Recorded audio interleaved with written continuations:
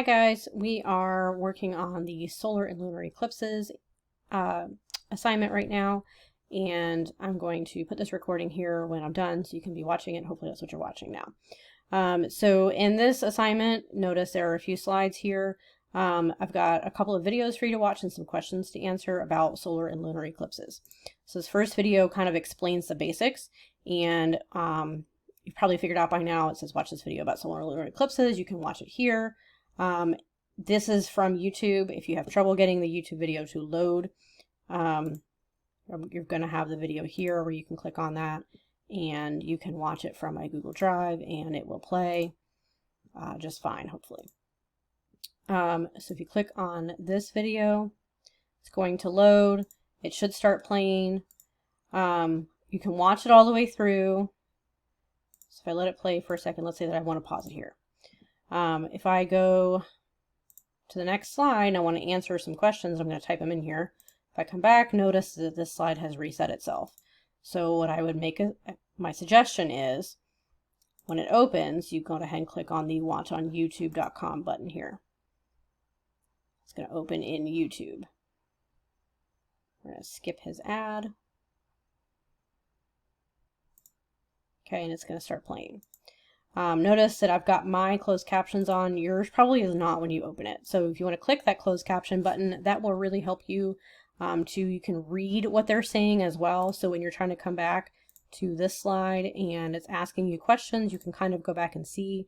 And again, if I skip forward, I can kind of see, go forward and backward here with what she's saying. This video is only about 4.5 minutes long, so these questions come pretty quick and they are in order. The next slide, the next two slides, one is solar eclipse, one is lunar eclipse, and you need to pay attention to which is which.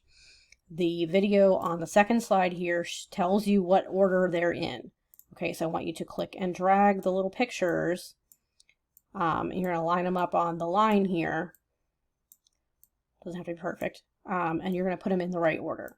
Okay, so whatever order they're supposed to be in, you're going to put them in there. I don't really care which is on the left and which is on the right. Like, it doesn't matter because it's still a straight line no matter which way you do it. But all I care about is which one is supposed to be in the middle. So the girl in the previous video tells you that, so you need to make sure that you leave it that way. I'm going to put these back. Put my little guy over here. And the next slide is the same thing. You just click these little guys here and you're going to put them on the line.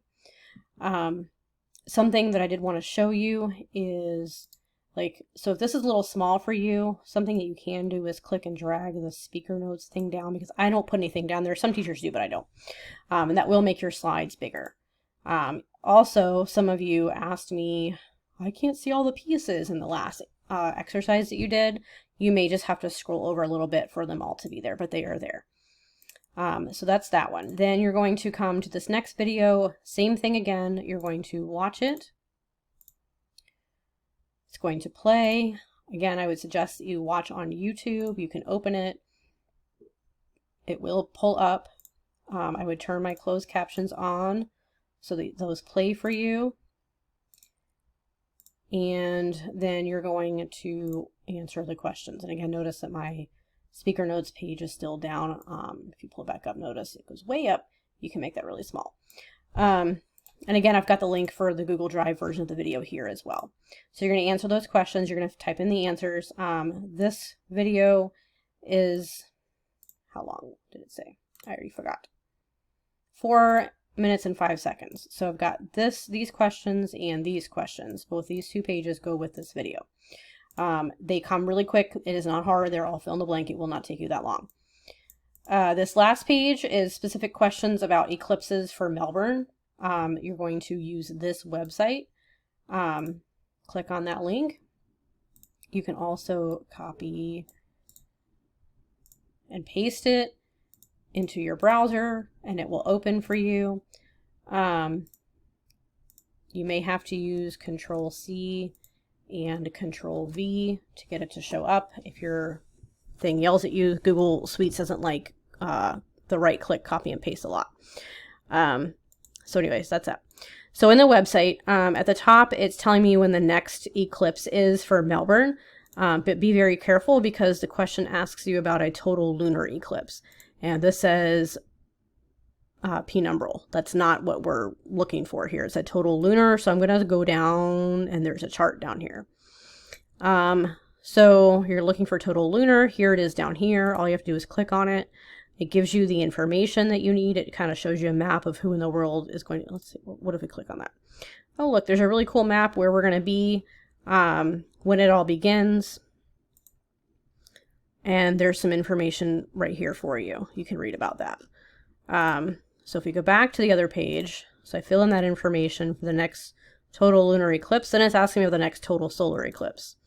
Well, I don't see total solar eclipse here, so I'm going to change this right here.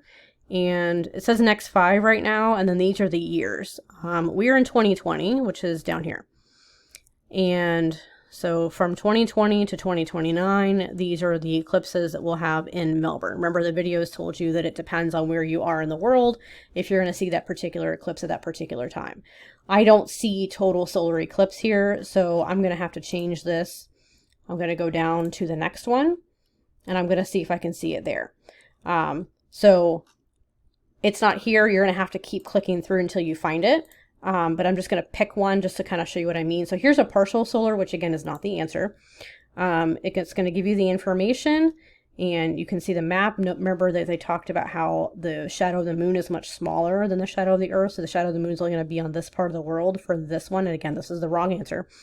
It's going to tell me the date and the time and all this stuff. And then I can put it here. And then once you finish that, that is the end of this assignment, and you can click the turn in button in Google Classroom.